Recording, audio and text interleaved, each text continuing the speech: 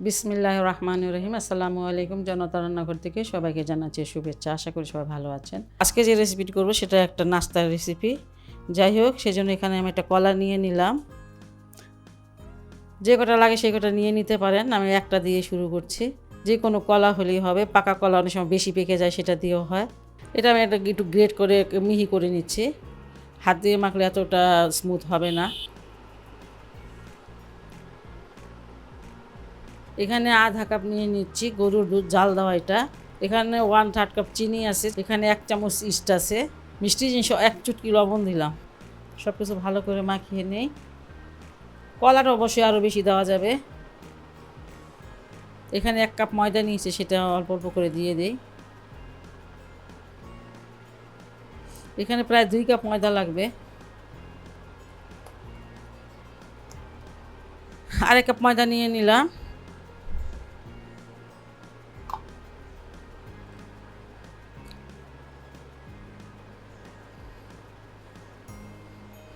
এটা খুব সফট একটা ডো হবে। এই 1 টেবিল চামচ হবে, এটা রেখে দিলাম। আর এমন নরমই হবে ডোটা। এখানে 2 চামচ তেল নিয়ে নিয়েছি, সেটা দিয়ে দিব।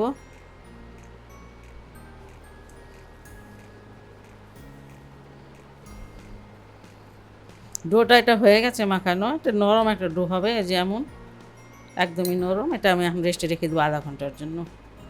আধা ঘন্টা পর আসলাম। ডোটাকে একটু মেখে নিতে হবে।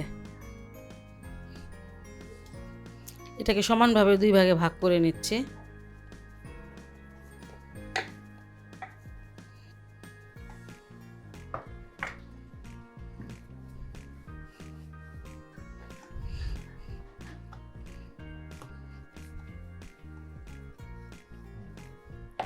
এটা কিন্তু বেশি একটু মোটা হবে, যেমন মোটা করে নিলাম। আর এখন অনেক কুকি কাটার আছে, অনেক কিছু কাটার আছে, সেটা দিয়ে কাটতে পারেন। আমি একটা মুখা নিয়ে নিয়েছি কফির বয়মের। আর যেমন হয়েছে, এখন এগুলোকে ভেজে নিতে হবে। আঁচটা কম থাকবে, একটু গরম হয়ে গেলে মানে আঁচটা একদম কমিয়ে দিতে হবে। আঁচটা এমনি তো কম থাকবে। দেখেন মানে আঁচটা কম থাকবে, এটা ফুলে যে উপরের দিকে উঠে যাবে। এখন একটু উল্টায় দেখি, এই যে মাশাআল্লাহ হয়েছে। এই নাস্তাগুলো বাচ্চাদের বানিয়ে দিলে বাচ্চারা খুবই পছন্দ করবে। আর একটু হেলদি করতে পারেন, ডিম দিতে পারেন। যে ময়দা দিয়ে বানানো লাগবে এমন না, আটা দিয়ে বানিয়ে নিতে পারেন। আমি উল্টে পাল্টে প্রায় 6 মিনিট ভেজে নিলাম। আর এটা এখন উঠিয়ে নিব। আমি যে মেজারমেন্টটা দেখাইছি, এই মেজারমেন্টটা যদি বানান, মানে মিষ্টিটা পারফেক্ট হয়, বাচ্চাদের তো এটা অনেক অনেক বেশি পছন্দ হবে।